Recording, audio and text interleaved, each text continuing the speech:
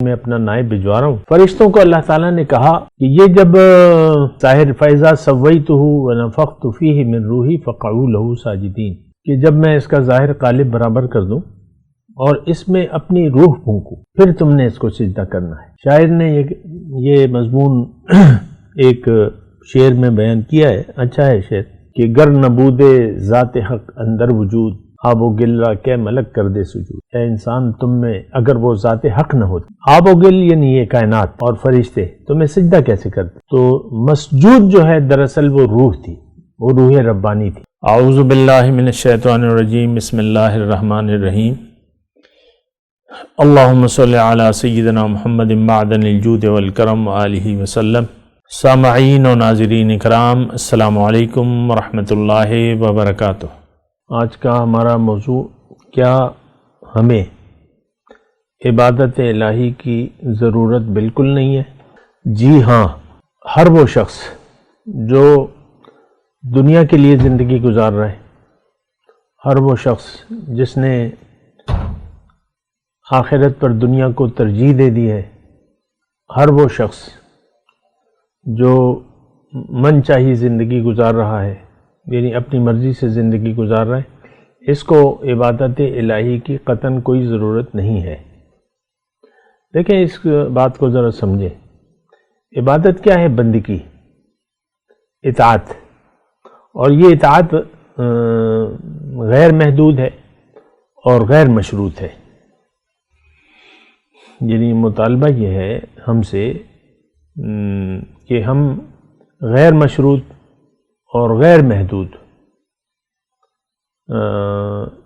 اللہ کی اطاعت کریں یا اطاعت میں زندگی گزاریں۔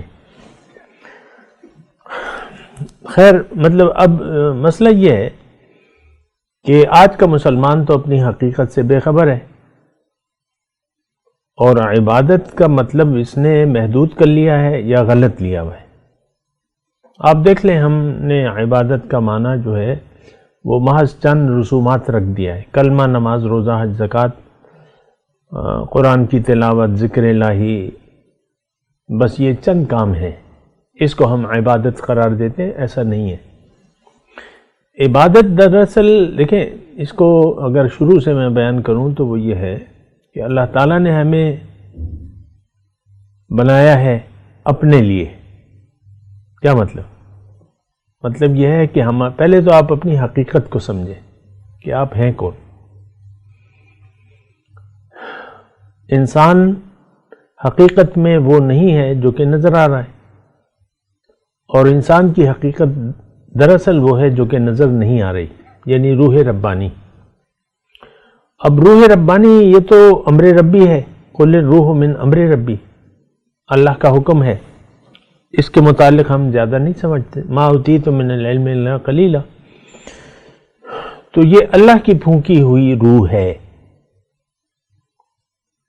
اللہ تعالیٰ نے جب سلسلہ انسانیت شروع کیا اور فرشتوں کے سامنے اپنا ارادہ ظاہر کیا کہ انی جاعل فی الارض خلیفہ، کہ میں زمین میں اپنا نائب بھجوا رہا ہوں، تو پھر فرشتوں کو اللہ تعالیٰ نے کہا کہ یہ جب اس کے ظاہر فیضا سویتہ ونفخت فیہ من روحی فقعوا لہ ساجدین، کہ جب میں اس کا ظاہر قالب برابر کر دوں اور اس میں اپنی روح پھونکوں پھر تم نے اس کو سجدہ کرنا ہے۔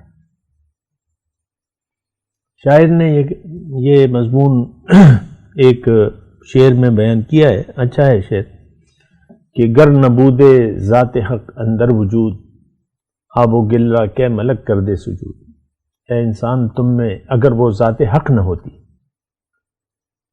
تو یہ آب و گل یعنی یہ کائنات اور فرشتے تمہیں سجدہ کیسے کرتے؟ تو مسجود جو ہے دراصل وہ روح تھی، وہ روح ربانی تھی۔ تو بہرحال یہ تو انسان کی حقیقت ہے۔ اب یہ بات بھی آپ کے ذہن میں ہونی چاہیے کہ آخر کیوں اللہ تعالیٰ نے یہ کائنات پیدا کی، کائنات میں یہ زمین ہمارے لیے بنائی، پھر زمین میں ہمارا ایک سلسلہ انسانیت کا شروع کیا۔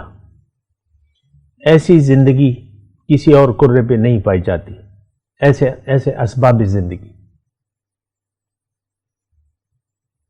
3 حصے پانی اور 1 حصہ خشکی اور پھر ہوا میں آکسیجن اور زمین رہائش کے قابل اور بالکل ساری سہولیات.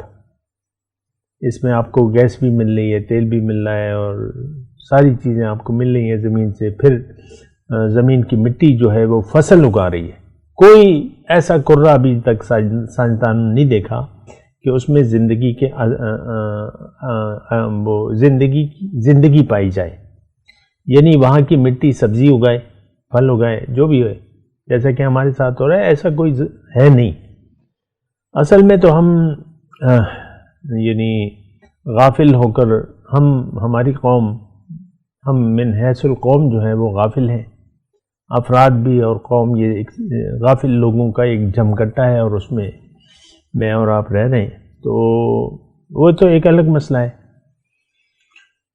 دوسری بات یہ ہے کہ ہم اپنے آپ کو جاننا بھی نہیں چاہتے، اپنی حقیقت کو جاننا بھی نہیں چاہتے. انسان کی حقیقت روح ربانی ہے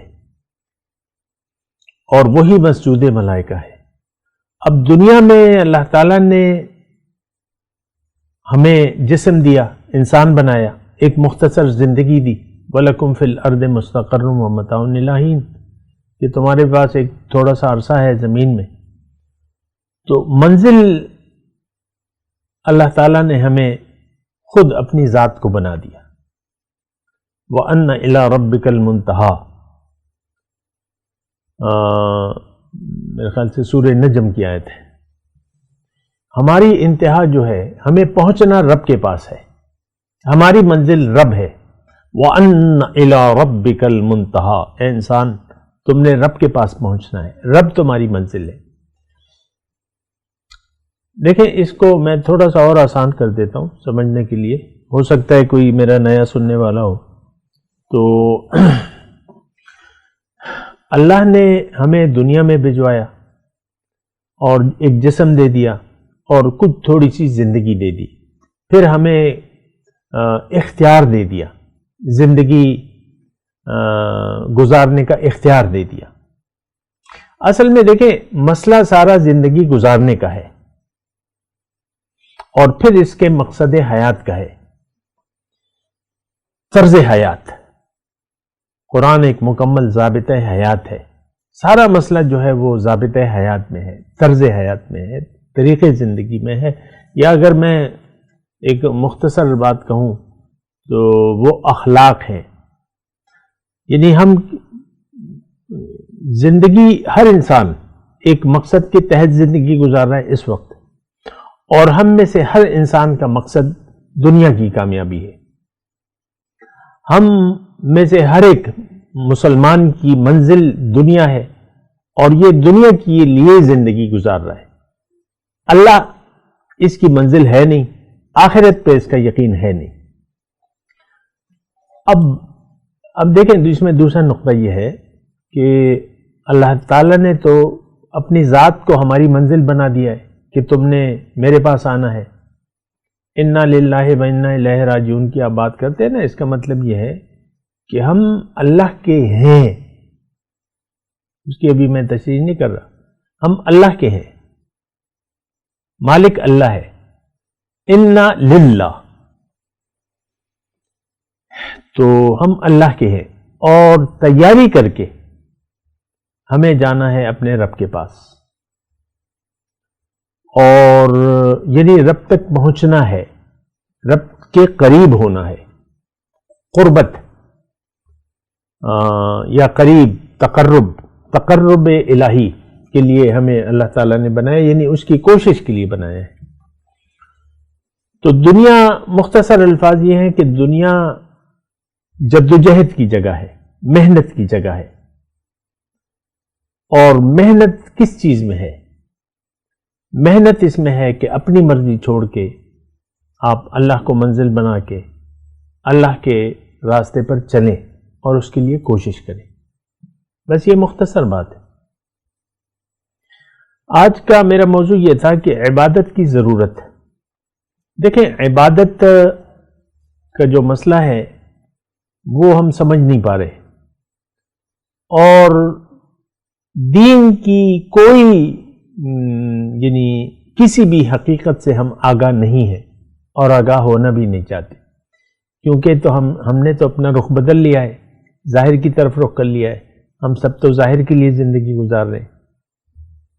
اب دین ہماری ضرورت رہا نہیں ہے، میں بالکل بے تکلف ہو کے آپ سے بات کر رہا ہوں۔ دین آج کے مسلمان کی ضرورت نہیں رہی، بلکہ دین یعنی اصل میں دین تو ایک شدید ضرورت ہے۔ بات کرتے ہیں ایک وقفے کے بعد۔ وآخر دعوانا الحمدللہ رب العالمین۔